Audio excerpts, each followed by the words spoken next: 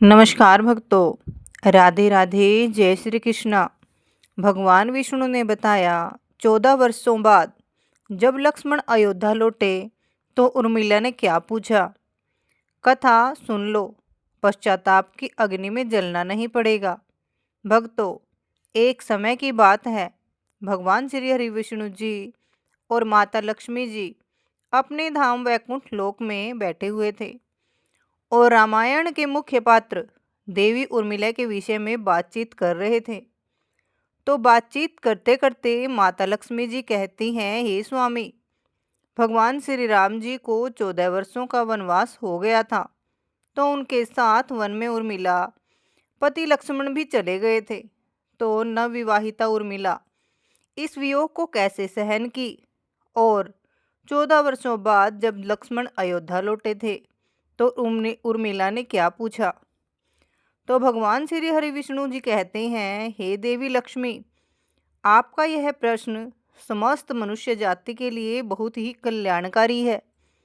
आपके इस प्रश्न को पूछकर समस्त मनुष्य जाति का कल्याण कर दिया हो, इसलिए मैं आपको एक अत्यंत ही कल्याणकारी राम कथा सुना रहा हूँ। इसलिए आप इस कथा को ध्यान से पूरा सुनिएगा। आपको आपके प्रश्नों का उत्तर मिल जाएगा, क्योंकि इस राम कथा को जो भी मनुष्य सच्चे मन से सुनता है तो उस मनुष्य का जीवन सफल हो जाता है, और जो भी मनुष्य इस राम कथा को आधा अधूरा सुनता है तो उस मनुष्य को घोर पाप पड़ता है। तो माता लक्ष्मी जी कहती हैं, हे प्रभु, मैं आपको वचन देती हूँ, मैं कथा को सच्चे मन से पूरा सुनूंगी। कृपया आप कथा को सुनाने की दया कीजिए। तो भगवान श्री हरि विष्णु जी कथा को सुनाते हुए कहती हैं, हे देवी लक्ष्मी, 14 वर्ष यह केवल एक समय की अवधि नहीं थी। यह एक तपस्या थी, एक प्रतीक्षा थी, एक ऐसा वियोग था जिसे शब्द भी पूरी तरह से बयान नहीं कर सकते। और जब यह वियोग समाप्त हुआ था तो जब अयोध्या के राजकुमार शेषनाग के अवतार लक्ष्मण 14 वर्षों के बाद वनवास के बाद अपनी पत्नी उर्मिला के पास लौटकर आए थे, तो उस मिलन के क्षण में कुछ ऐसा हुआ था जिसने समय को भी रोक दिया था। उस क्षण में उर्मिला ने अपने पति से, अपने स्वामी से, अपने 14 वर्षों के इंतजार के प्रतिरूप से केवल एक प्रश्न पूछा था। एक ऐसा प्रश्न जिसे सुनकर केवल लक्ष्मण ही नहीं, केवल राज परिवार ही नहीं, बल्कि पूरा अयोध्या का कण कण, उस राजभवन की दीवारें भी रो पड़ी थी। क्या था वह प्रश्न? क्यों उस एक सवाल में इतनी पीड़ा थी और उस प्रश्न में इतना त्याग और इतना प्रेम समाहित था कि उसे सुनकर किसी के भी आंसू रुक नहीं पाए थे। आगे भगवान श्री हरि विष्णु जी कहते हैं, हे देवी लक्ष्मी, इन सभी प्रश्नों के उत्तर के लिए आप इस कथा को अंत तक ध्यान से सुनिएगा, क्योंकि यह केवल एक कहानी नहीं, यह प्रेम और त्याग की वह प्रकाष्ठा है जिसे इतिहास में देवी उर्मिला के नाम से जाना जाता है। आगे सुनिए, मैं विस्तार से बता रहा हूँ उस ऐतिहासिक क्षण के बारे में। परंतु उससे पहले अगर आप भी प्रभु श्री राम जी और उनके अनन्य भक्त लक्ष्मण और देवी उर्मिला के त्याग का सम्मान करते हैं तो ऐसे त्याग की जय अवश्य बोले, क्योंकि ऐसा त्याग समस्त मनुष्य जाति का कल्याण करता है और ऐसा धार्मिक और प्रेरक कहानियाँ समस्त मनुष्य जाति को दिव्य शक्ति देती हैं। आगे भगवान श्री हरि विष्णु जी कहते हैं, हे देवी लक्ष्मी, यह कथा उस क्षण से आरंभ होती है जब अयोध्या का भविष्य एक वचन के धागे से बदल गया था। जब कैकेयी ने राजा दशरथ से अपने 2 वचन मांगे थे और पूरे रघुकुल को एक अनपेक्षित अंधकार में धकेल दिया था। भगवान श्री राम जी को 14 वर्षों का वनवास मिला था तो उनके साथ जाने को तैयार हुई देवी सीता जी। तो ये सुनकर जब लक्ष्मण ने भी अपने भ्राता राम जी और भाभी सीता की सेवा के लिए वन जाने की हट की थी, तो पूरे अयोध्या पर एक और वज्रपात जैसे हो गया था। लक्ष्मण जो राम की छाया थे जो राम के बिना एक क्षण भी नहीं रह सकते थे।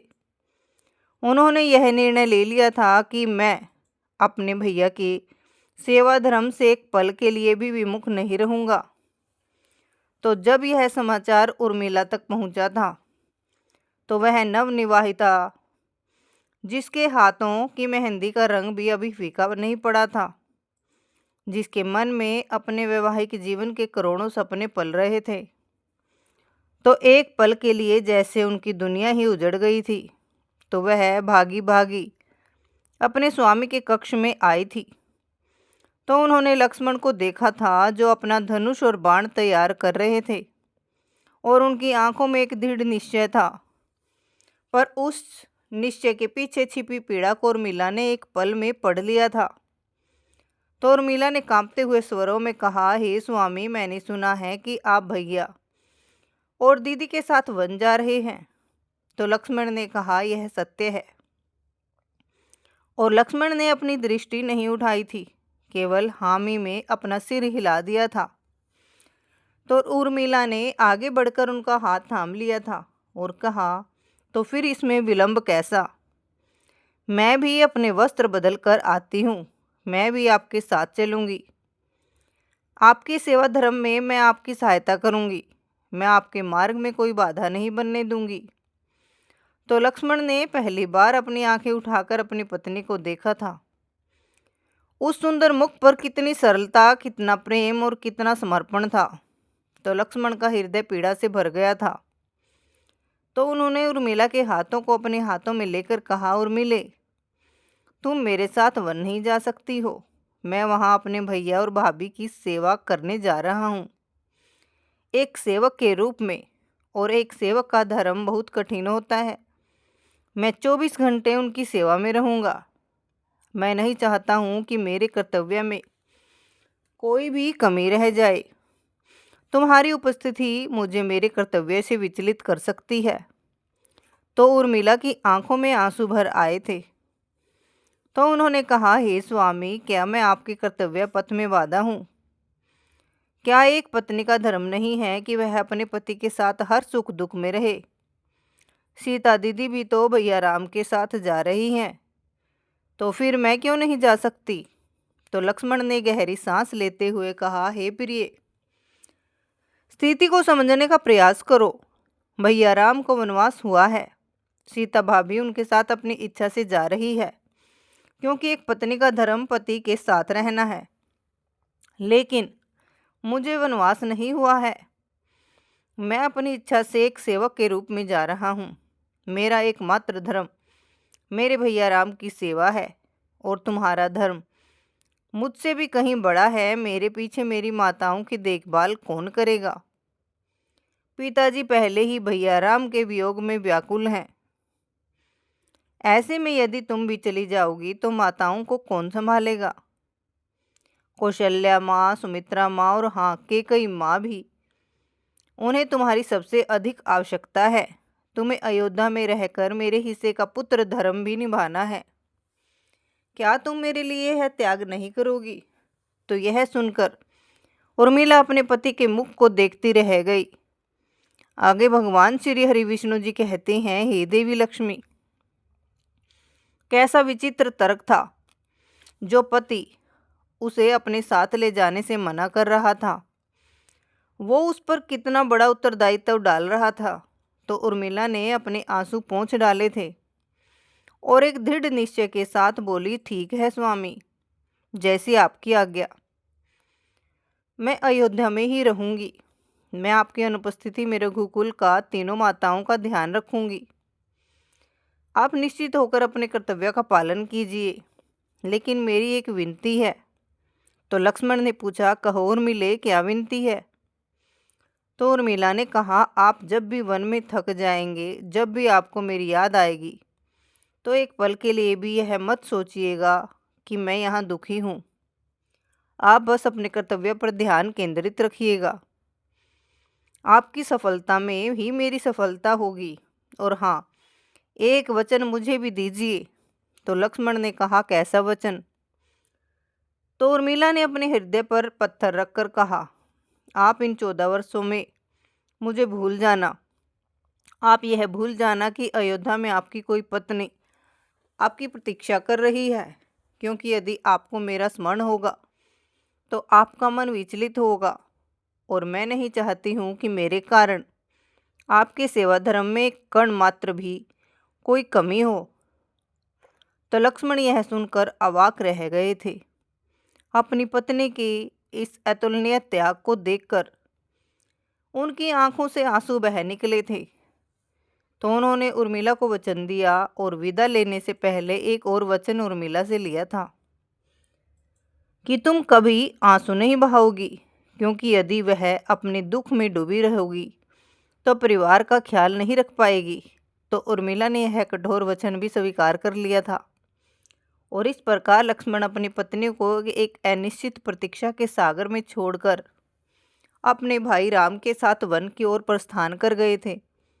आगे भगवान श्री हरि विष्णु जी कहते हैं, हे देवी लक्ष्मी, यह कोई कल्पना भी नहीं कर सकता कि एक नवविवाहिता के लिए अपने पति को 14 वर्षों के लिए विदा करना और आंसू भी ना बहाना कितना कठिन रहा होगा। वन में पहुंचने पर पहली ही रात जब भगवान श्री राम जी और देवी सीता जी एक कुटिया में विश्राम कर रहे थे, तो लक्ष्मण बाहर पहरा दे रहे थे। तो उनके मन में यह प्रण था कि मैं इन 14 वर्षों में एक पल के लिए भी नहीं सोऊंगा, ताकि मेरे भैया राम और भाभी सीता को कोई कष्ट न हो, और मैं ये पूरी तरह से उनकी रक्षा और सेवा कर सकूं। तो उस वक्त उनके समक्ष निद्रा देवी प्रकट हुई थी, और उन्होंने लक्ष्मण से कहा कि हे लक्ष्मण, रात्रि का समय सोने के लिए होता है, तुम क्यों जाग रहे हो? तुम्हें विश्राम करना चाहिए। तो लक्ष्मण ने उन्हें प्रणाम करते हुए कहा, हे निद्रा देवी, मैंने अपने भैया राम और भाभी सीता की सेवा का प्रण लिया है। मैं अगले 14 वर्षों तक नहीं सो सकता हूँ। कृपया करके मुझे इस अवधि के लिए निद्रा से मुक्त कर दीजिए। तो निद्रा देवी लक्ष्मण के इस अथाह प्रेम और समर्पण से बहुत प्रभावित हुई थी। तो उन्होंने कहा, वत्स, प्रकृति के नियम के विरुद्ध मैं नहीं जा सकती हूँ। यदि तुम 14 वर्षों तक नहीं सोओगे तो मैं तुम्हारे हिस्से की निद्रा किसी न किसी को तो लेनी ही पड़ेगी। क्या तुम्हारे स्थान पर कोई और यह निद्रा स्वीकार कर सकता है? तो एक पल के लिए लक्ष्मण चिंतित हो गए, और फिर उनके मन में अपनी पत्नी उर्मिला का ध्यान आया था। तो उन्होंने निद्रा देवी से कहा कि हे निद्रा देवी, आप मेरी पत्नी उर्मिला के पास अयोध्या जाइए, वही मेरे हिस्से की निद्रा को स्वीकार कर सकती है। मुझे विश्वास है कि वह मेरे कर्तव्य पालन में मेरी सहायता अवश्य करेगी। तो निद्रा देवी अयोध्या में उर्मिला के कक्ष में प्रकट हुई थी, और उन्होंने उर्मिला को लक्ष्मण का संदेश सुनाया था।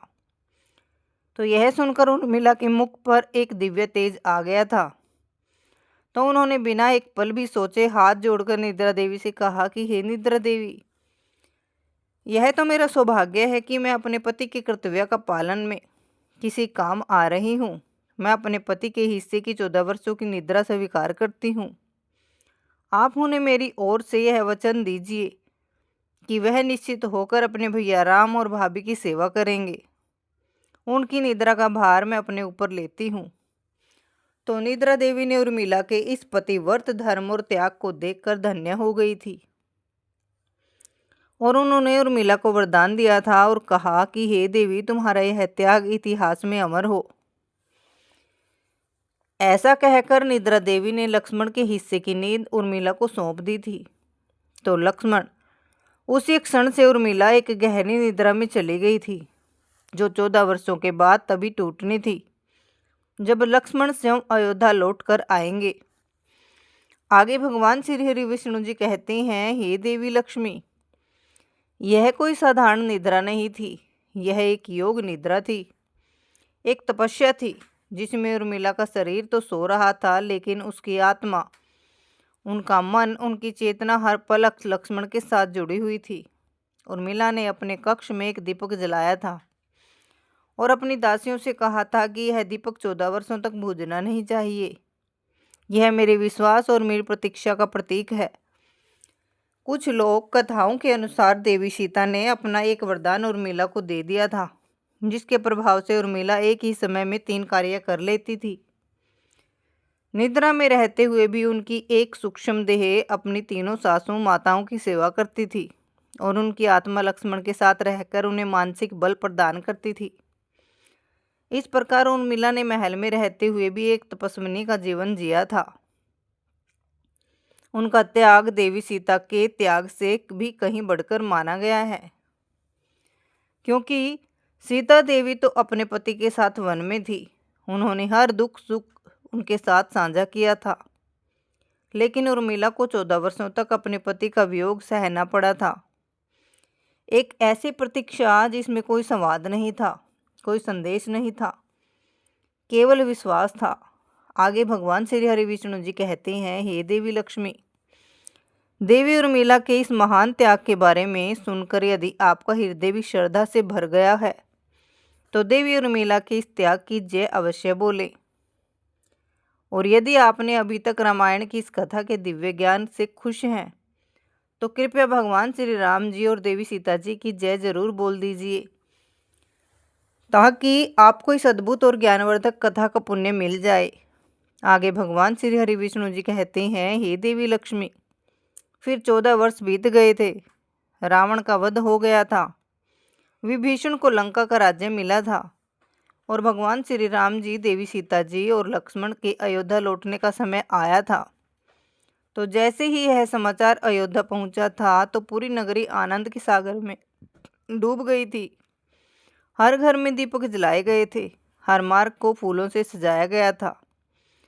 14 वर्षों की प्रतीक्षा अब समाप्त होने वाली थी। तो भरत और शत्रुघ्न अपनी प्रजा के साथ नगर की सीमा पर अपने भाइयों की आगवानी के लिए खड़े थे। तो जब पुष्क विमान अयोध्या की धरती पर उतरा तो वह दृश्य अवर्णनीय था। चारों भाइयों का मिलन, माताओं का अपने पुत्रों से मिलन, गुरु वशिष्ठ का अपने शिष्यों को आशीर्वाद देना, हनुमान का अपनी विशाल वानर सेना के साथ अयोध्या में प्रवेश करना, यह सब एक सपने के सच होने जैसा था। राजभवन में उत्सव का माहौल था। भगवान श्री राम जी के राजतिलक की तैयारियां जोर शोर से चल रही थी। इन सब के बीच लक्ष्मण की आंखें किसी को ढूंढ रही थी। उनका मन अपनी पत्नी उर्मिला से मिलने के लिए व्याकुल था। तो उन्होंने देवी सीता जी के पास जाकर पूछा, भाभी उर्मिला कहाँ है? वह कहीं दिखाई नहीं दे रही। कैसी है वह? तो सीता जी की आंखों में आंसू आ गए थे। तो उन्होंने कहा, लक्ष्मण, तुम्हारी उर्मिला तो 14 वर्षों से सो रही है। उसने तुम्हारे हिस्से की निद्रा को स्वीकार किया था ताकि तुम अपने कर्तव्य का पालन कर सको। वह अब तभी जागेगी जब तुम स्वयं उसे जगाओगे। तो यह सुनकर लक्ष्मण का हृदय अपनी पत्नी के प्रति कृतज्ञता और प्रेम से भर गया था और उन्हें उस वरदान की याद आ गई थी जो मेघनाद को प्राप्त था कि उसे केवल वही व्यक्ति मार सकता है जो 14 वर्षों तक सोया ना हो। और आज लक्ष्मण को समझ आ गया था कि मेरी विजय के पीछे, मेघनाद के वध के पीछे मेरी पत्नी उर्मिला का कितना बड़ा योगदान है। भगवान श्री राम जी ने लक्ष्मण के कंधे पर हाथ जोड़ रखकर कहा, जाओ लक्ष्मण, अब तुम्हारा पहला कर्तव्य अपनी पत्नी से मिलना है।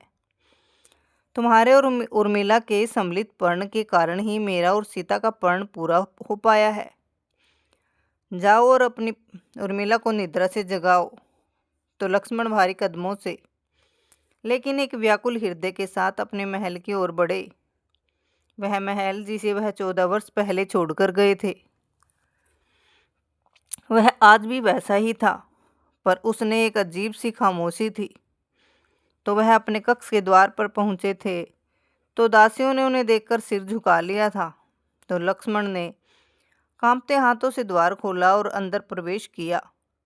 तो उन्होंने देखा, शयन कक्ष के मध्य एक पलंग पर उनकी प्रिय उर्मिला सो रही थी। उनके मुख पर एक शांत दिव्य तेज था। ऐसा लग रहा था जैसे कोई देवी योग निद्रा में लीन हो गई है। और कक्ष में एक दीपक टिमटिमा रहा था जिसकी लौ 14 वर्षों से अखंड जल रही थी। तो लक्ष्मण धीरे धीरे अपनी पत्नी के समीप गए थे और उनके हृदय में भावनाओं का एक तूफान उमड़ रहा था। तो फिर उन्होंने धीरे से उर्मिला का हाथ अपने हाथ में लिया तो वह हाथ बर्फ की तरह ठंडा था। तो उन्होंने कांपते हुए स्वर में पुकारा, उर्मिले उठो, देखो मैं आ गया हूँ, तुम्हारा लक्ष्मण लौट आया है। लेकिन उर्मिला पर कोई प्रभाव नहीं पड़ा, वह उसी तरह शांत सोती रही। तो लक्ष्मण ने फिर पुकारा, प्रिय आंखें खोलो, 14 वर्ष बीत गए हैं, हमारा वियोग अब समाप्त हो गया है, उठो उर्मिले। पर उर्मिला का शरीर निश्चल था। तो लक्ष्मण की आंखों से आंसू बहने लगे थे। उन्हें लगा कहीं उन्होंने अपनी उर्मिला को हमेशा के लिए तो नहीं खो दिया। तो फिर उन्होंने पीड़ा से भरकर कहा, उर्मिले क्या तुम मुझसे इतनी रूठ गई हो कि मेरी आवाज़ भी नहीं सुन रही हो? मैंने तुम्हें वचन दिया था कि मैं तुम्हें भूल जाऊंगा, पर एक भी क्षण ऐसा नहीं था जब तुम मेरे हृदय में नहीं थी। तुम्हारी तपस्या ही मेरी शक्ति थी, तुम्हारे विश्वास ने ही मुझे हर संकट से लड़ने का बल दिया है।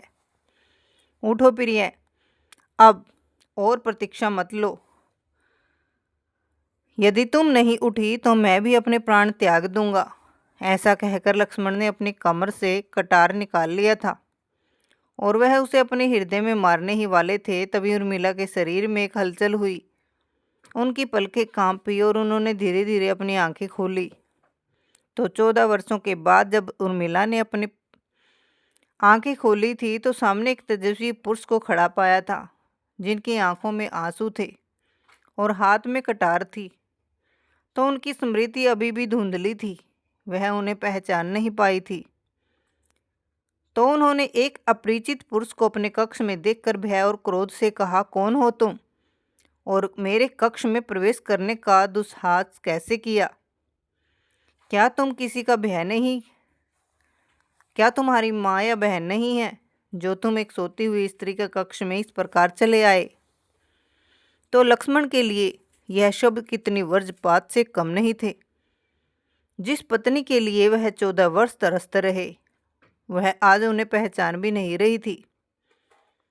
तो उन्होंने पीड़ा से कहा, उर्मिले मैं तुम्हारा लक्ष्मण हूँ, राम का भाई लक्ष्मण।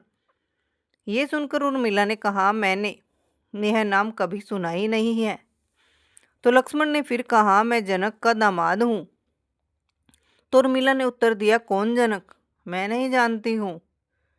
तो लक्ष्मण ने व्याकुल होकर कहा, सीता का देवर हूँ, तुम उर्मिला हो, क्या तुम मुझे पहचान नहीं रही? तो उर्मिला ने कहा, कौन सीता? मैं किसी को नहीं जानती हूँ, तुम यहाँ से चले जाओ, अन्यथा मैं अभी प्रहरियों को बुलाती हूँ। तो लक्ष्मण का हृदय टूट गया था और उन्हें लगा कि 14 वर्षों की निद्रा ने उर्मिला की स्मृति को पूरी तरह से मिटा दिया है और उनकी आंखों से अविरल आंसुओं की धारा बह रही थी। तो उन्होंने रोते हुए कहा, प्रिय मैंने तुम्हारे साथ बहुत अन्याय किया है। मैं तुम्हें छोड़कर चला गया था, पर विश्वास करो मैं विवश था। हमने रावण का वध कर दिया है, दीदी सीता को हम वापस ले आए हैं, भैया राम का राज तिलक होने वाला है। पूरा संसार जानता है कि मैं लक्ष्मण हूँ और तुम मेरी पत्नी उर्मिला हो। यदि तुम मुझे स्वीकार नहीं करोगी तो मैं जीवित नहीं रहूँगा। यह कहकर लक्ष्मण ने जैसे ही कटार अपनी ओर उठाई तो उर्मिला चौंक कर उठी, जैसे किसी ने उन्हें झकझोर दिया हो और उनकी आंखों के आगे से धुंध का पर्दा हट गया हो और उन्हें अपने सामने खड़े अपने स्वामी, अपने पति, अपने लक्ष्मण दिखाई दिए। उनकी स्मृति वापस आ गई थी। तो वह रोते हुए उनके चरणों में गिर पड़ी थी और बोली, हे आर्यपुत्र, आप क्षमा कीजिए स्वामी, मैं आपको पहचान नहीं पाई। तो लक्ष्मण ने उन्हें उठाकर अपने हृदय से लगा लिया और दोनों की आंखों से आंसू बहने लगे और यह आंसू वियोग के नहीं थे, मिलन के थे, कृतज्ञता के, प्रेम की विजय के थे। और इस प्रकार पूरा कक्ष उनके मौन रुदन से गूंज रहा था। फिर कुछ देर बाद जब दोनों शांत हुए थे तो लक्ष्मण ने उर्मिला का मुख अपने हाथों में लेकर कहा, हे प्रिय, तुमने मेरे लिए जो त्याग किया है मैं उसका ऋण 7 जन्मों में भी नहीं चुका सकता हूँ। तुम्हारी तपस्या के बल पर ही आज हम विजय हुए हैं। तुम महान हो देवी, तुम पूजनीय हो। आगे भगवान श्री हरि विष्णु जी कहते हैं, हे देवी लक्ष्मी, उस समय तक इस अद्भुत मिलन की खबर पूरे राजभवन में फैल गई थी। भगवान श्री राम जी, देवी सीता जी और तीनों माताएं भरत, शत्रुघ्न, हनुमान सभी उनके कक्ष के बाहर आकर खड़े हो गए थे और वो सब इस पवित्र मिलन में कोई बाधा नहीं डालना चाहते थे, पर वो सब इस दृश्य को देखने से स्वयं को रोक नहीं पा रहे थे। फिर लक्ष्मण ने उर्मिला का हाथ पकड़कर कहा, चलो उर्मिले, पूरा परिवार तुमसे मिलने के लिए व्याकुल है। तो उर्मिला ने सिर झुकाकर हामी भरी और लक्ष्मण के साथ कक्ष के बाहर आई। तो बाहर अपने समस्त परिवार को देखकर उर्मिला की आंखों में फिर से आंसू आ गए थे। फिर उन सभी को प्रणाम किया तो सभी ने उन्हें हृदय से लगाकर आशीर्वाद दिया। तो वातावरण में एक अजीब सी शांति और पवित्रता थी और सभी की आंखें नम हो गई थी। वो सब उर्मिला के त्याग के समक्ष नतमस्तक थे। तो उसी वक्त उर्मिला ने लक्ष्मण की ओर देखा था तो उनकी आंखों में एक प्रश्न था, एक जिज्ञासा थी। तो उन्होंने सभी के सामने उस भरे राजभवन में अपने पति लक्ष्मण से हाथ जोड़कर केवल एक प्रश्न पूछा था, एक ऐसा प्रश्न जिसे सुनकर वहां उपस्थित हर एक व्यक्ति स्वयं भगवान श्री राम जी भी अपने आंसू नहीं रोक पाए थे। पूरा राजभवन सिसकियों से गूंज उठा था। भगवान श्री हरि विष्णु जी कहते हैं, हे देवी लक्ष्मी, जानते हैं क्या था वह प्रश्न? उर्मिला ने अपने पति की आंखों में देखते हुए अत्यंत विनम्रता और प्रेम से पूछा, हे स्वामी, कहिए, वन में मेरे राम भैया और सीता दीदी की सेवा में कोई कमी तो नहीं हुई? मेरी तपस्या में कोई कमी तो नहीं रह गई? यह प्रश्न नहीं था, यह उर्मिला के 14 वर्षों के त्याग, उनकी प्रतीक्षा, उनके प्रेम और उनके समर्पण का सार था। उन्होंने यह नहीं पूछा था कि आपने मुझे याद किया था या नहीं। उन्होंने यह नहीं पूछा था कि आपने मेरे बिना 14 वर्ष कैसे बिताए। उन्होंने यह नहीं पूछा था कि आप मेरे लिए क्या लाए हैं।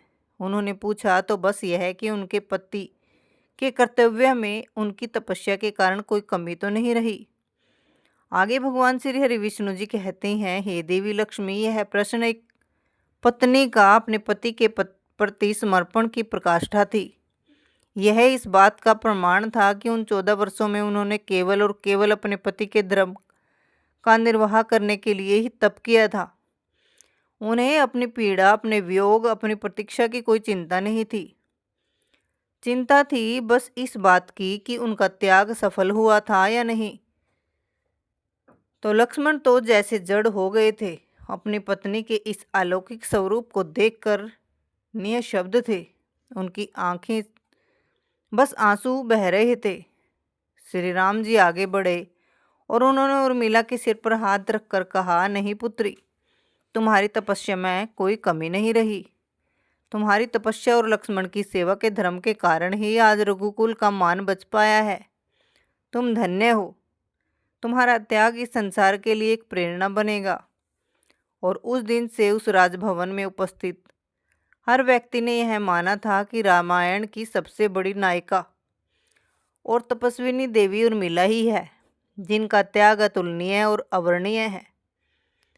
भगवान श्री हरि विष्णु जी कहते हैं, हे देवी लक्ष्मी, यह थी लक्ष्मण और उर्मिला के अलौकिक प्रेम और त्याग की यह दिव्य कथा। इसे जो भी मनुष्य सच्चे मन से सुनेगा और अपने जीवन में लागू करेगा तो उस मनुष्य को अपने जीवन में कभी पश्चाताप की अग्नि में जलना नहीं पड़ेगा। माता लक्ष्मी जी कहती है, हे स्वामी, आपने इस राम कथा को सुनाकर मुझे धन्य कर दिया है। इस प्रकार भगवान श्री हरि विष्णु जी ने माता लक्ष्मी के माध्यम से समस्त मनुष्य जाति के कल्याण के लिए इस कथा को सुनाया है। आशा करती हूँ कि आपको भी ये कहानी अच्छी लगी होगी। अगर आपको ये कहानी थोड़ी सी भी अच्छी लगी हो तो वीडियो को लाइक और शेयर ज़रूर करें और हमारे चैनल को सब्सक्राइब भी ज़रूर कर लें, क्योंकि आपको हमारे चैनल पर ऐसी ही अलौकिक और अद्भुत कहानियाँ सुनने को मिलेंगी। धन्यवाद। राधे राधे। जय श्री कृष्ण। बोली विष्णु भगवान की जय हो। श्री रामचंद्र भगवान की जय हो।